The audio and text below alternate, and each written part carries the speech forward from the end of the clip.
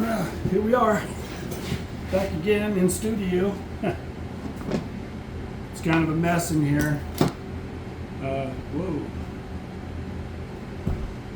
I just thought I'd get a start on this gentleman's still 64. Red lever for those of you that get excited about that. This was his dad's saw. His dad used to log back when he was a young man. They got firewood and everything. He was out using it, as he tells me, last fall. Ran it out of gas, put fuel in it, and it wouldn't start, and it seemed to pull over hard. So I didn't have any tools with me when I went and picked it up. But he wanted me to take a look at it. And I said I would. Oh my goodness, what did this one there? You get old, you gotta have extra eyeballs.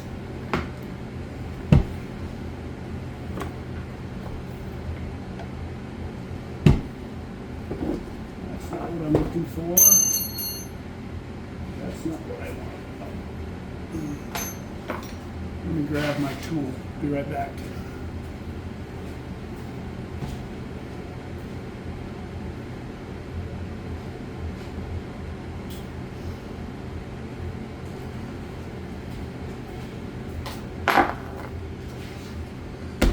Okay.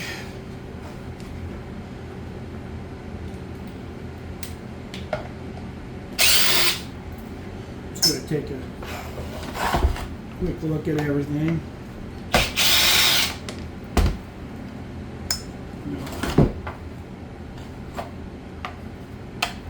I do use the electric disassembly. I don't always use it on assembly because that's usually when you that one's in there. It's usually when you start screwing things up. Here we go.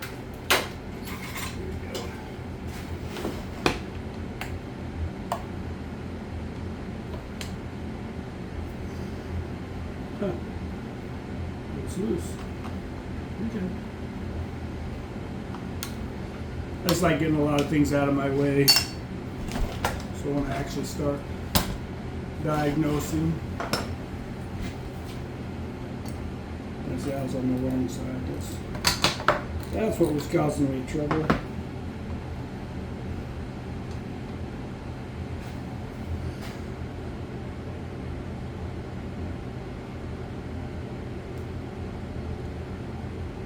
Black.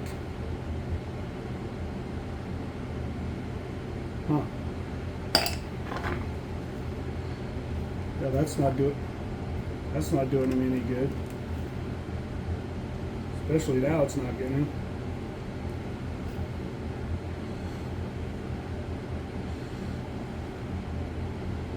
Huh.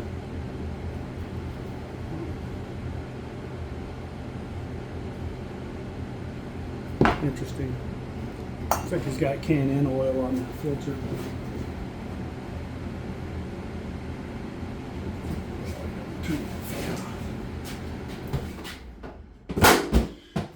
Oh, there we go. I was just running a couple saws. I just did a video on the 394 with my Pride and Joy muffler on it. And then while I was putting that away, I went ahead and had to fire up the old Mac 1010. Love that thing.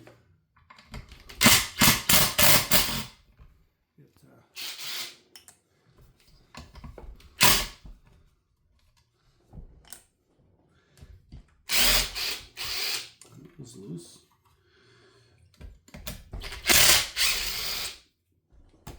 That old Mac 1010. From the glory days of McCulloch. They're so fun.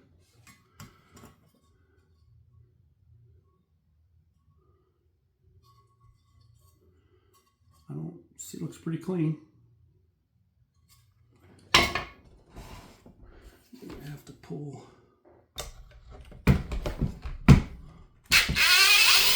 Well, that wasn't tight. That wouldn't tighten either. So loose it jumped out at me.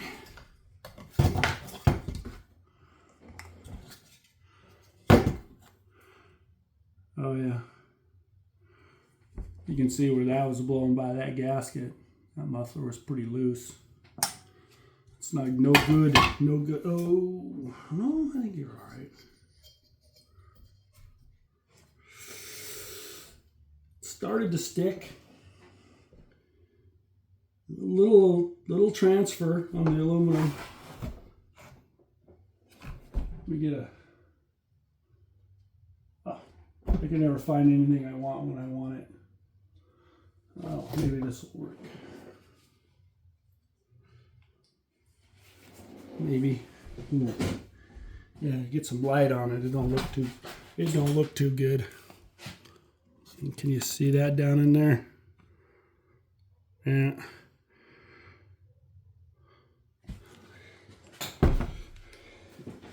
Loose muffler can do that.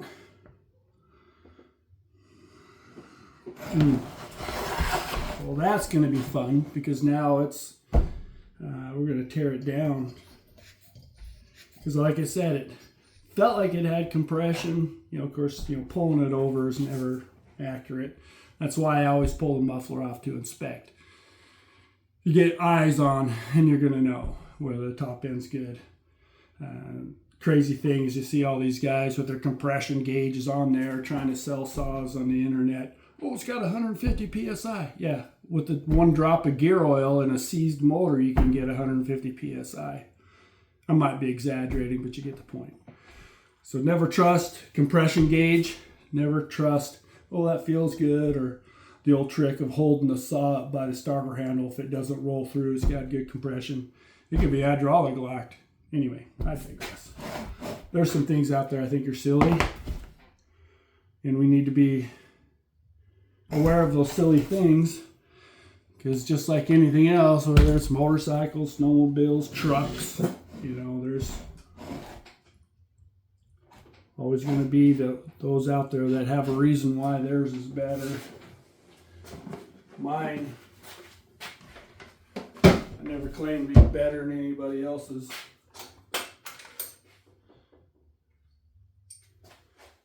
See, like I said, I can never find anything when I need it.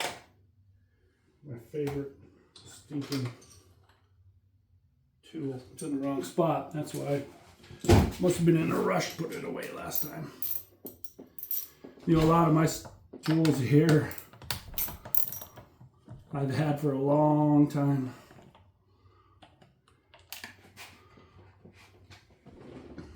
The ratchet's new.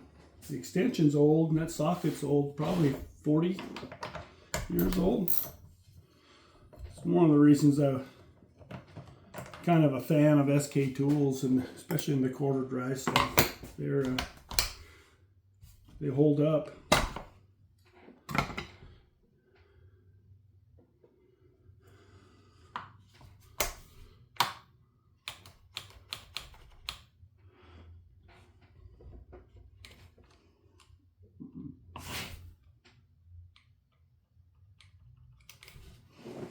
Throttle shaft appears to be tight. Where's my little steel screwdriver here?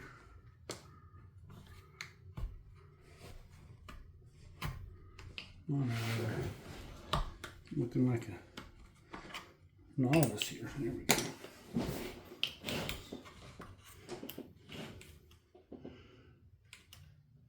Wow. That's something else. It's been a long time since I've had an old 064 in my hands. Wow. That's awesome. These are an awesome saw.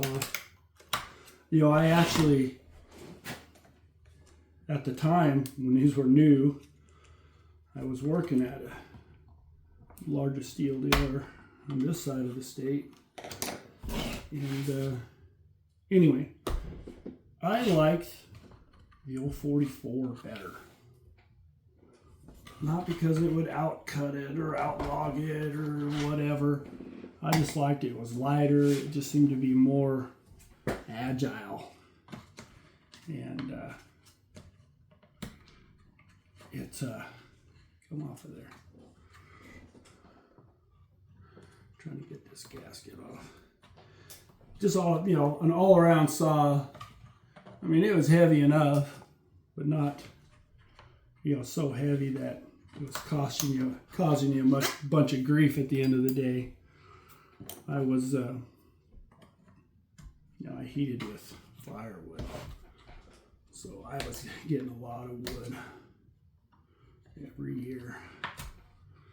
And for the longest time, that's all I had was an old 44, and I had a little Husky 254. Those were my wood getting saws, and they were good at it, both of them. I did most of the cutting with the old 44, clearly.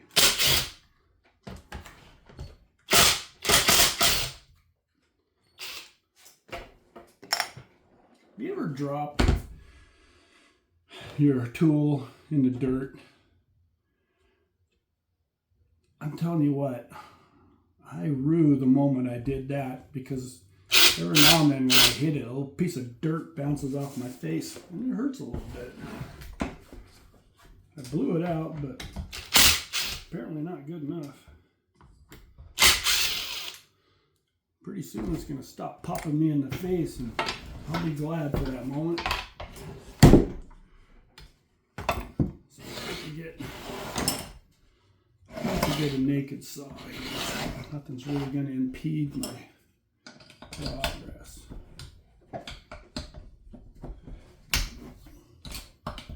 On the cylinders, you notice I grabbed my little T-handle right out of the chute. It's because they're usually mucked up pretty good with oil and sawdust. I just don't want to screw up my bit or the screw head.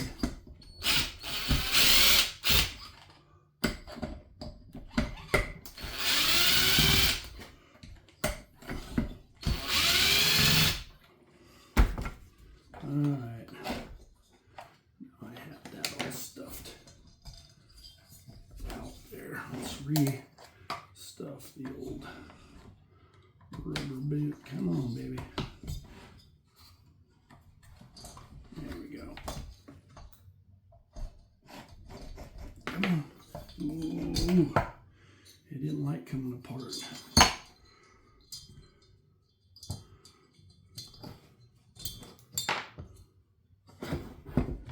Grab my screws so I don't lose them.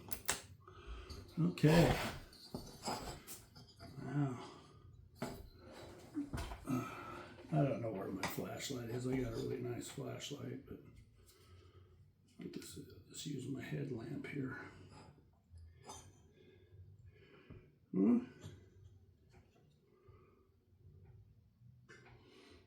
Cylinder's good.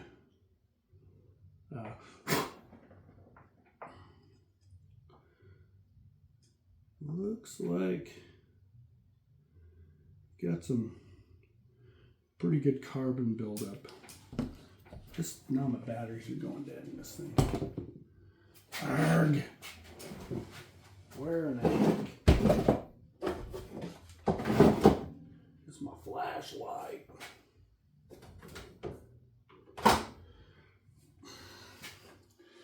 It's kind of like earlier today looking for my tape measure. I got 3 identical tape measures. All I could find was one of them, and that's all I needed, so work kept going. We've got some scuffing on the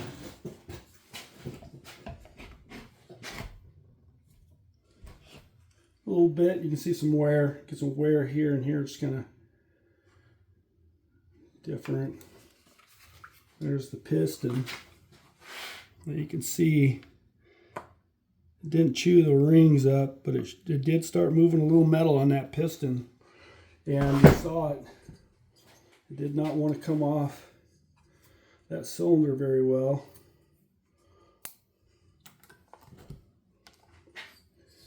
Let's see if I can get you the right light here. Well, here, let's do it this way. Let's just see if we can. Yeah, not very good. Maybe if I got my little headlamp on it now, I might be able to shine some light. Woo! You nauseated yet? I am. You can see the cylinder looks pretty good. I don't see anything where it hung up. You know, some carbon in that exhaust. I don't know what oil he's using.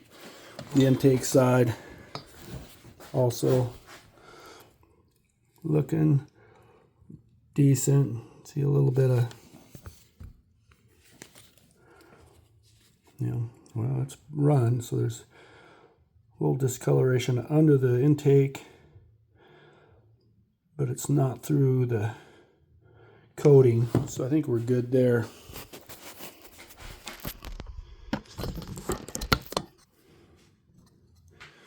Let's see. So I think the cylinder is going to be all right. Yeah, that's weird. Even below this transfer, it's coming off with my finger, but we got baked on oil. I wonder what kind of oil he's using. Gosh, you got this really nice saw and you're gonna run trash oil in it. It's just, I don't know, that makes no sense to me.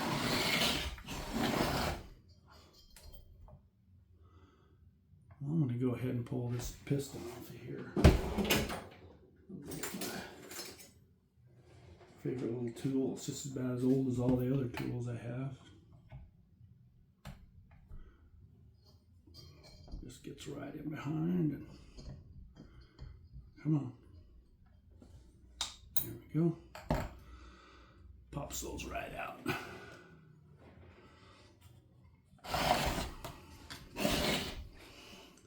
Yeah, you're thinking, well, boy, you're getting a lot of gunk in that motor. Well, I'm not too worried about it because I have a feeling I'm going to be pulling this thing clear apart. With that kind of oil, I'm going to check the lower rod bearing here. As soon as I get this upper rod bearing out. Holy cannoli.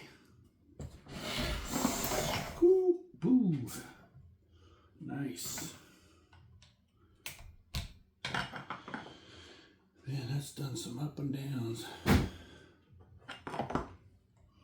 Okay. I wanted to get this out of there. Well, that's the gist of it today. I wanted to get it down. I think for sure. Well, I knew as soon as I got the saw that it was going to be a one to save. I'll have to get that piston off. Anyway, so that's gentleman's Brian's 064. His dad saw.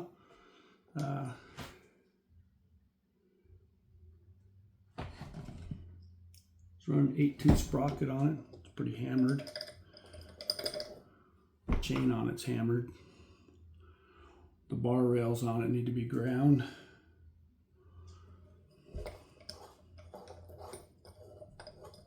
I don't think that bearing's been lubed in forever. So there you have it. I'm going to cut this video off. Thanks for watching. And we'll continue as we proceed on this thing. We'll talk to you later. Thanks for watching.